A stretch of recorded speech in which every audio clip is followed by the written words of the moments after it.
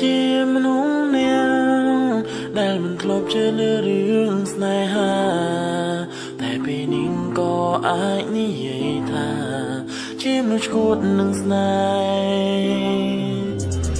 ព្រោះបីបងខ្លាចការឈឺចាំតែក៏មិនអីដែរព្រោះបងខ្លាចបានបងញៀមមេព្រមឈឺចាំក៏មិនដកខ្លួន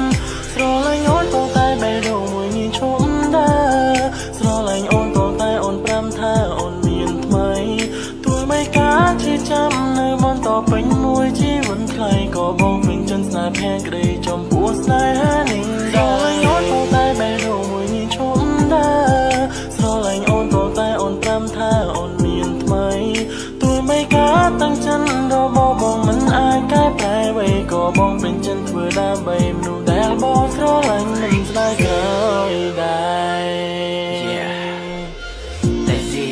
សមហត់បៀតជួបបេះដូងនៃអូនទៅកាត់តែអូនជឿបងមួយនេះកើតមកដើម្បីតែមើលថែមានស្ងួននឹងគ្នាអ្នកណាមកជំនួសកន្លែងអូនការស្រឡាញ់មួយនេះនៅមិនដែរសូននេះជាពាក្យពិតជាពីបេះដូងមកស្រឡាញ់រូបអូនដើម្បីទៅនៅលែងដើមតែពេលនេះជួបវិញការស្រឡាញ់នៃបងមួយនេះគឺមិនមែនតែមួយថ្ងៃមកจะប្រាប់ថាស្រឡាញ់គឺអមួយជីវិតឲ្យមិនសុំសិតជាអ្នកមើលថែបេះដូងអូនក៏ហូរទឹកភ្នែកជ្រែកក្នុងបេះដូងកំពុងតែមានរ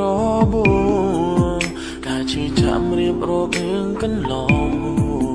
បងក៏ចាំផ្ដើមយំ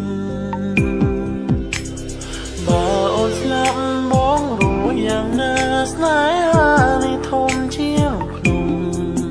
តែថ្ងៃណាពួកយើងអាចបានជួបជុំបងយល់អូនលឺទេស្រឡាញ់អូនក៏តែបេះដូងមួយញឈប់ដែរស្រឡាញ់អូនក៏តែអូនប្រាំថាអូនមានថ្មីទោះបីការឈឺចាំនៅបន្តពេញមួយជីវិតថ្លៃក៏បងពេញចិត្តស្នេហ៍ផែនក្តីចំពោះស្នេហា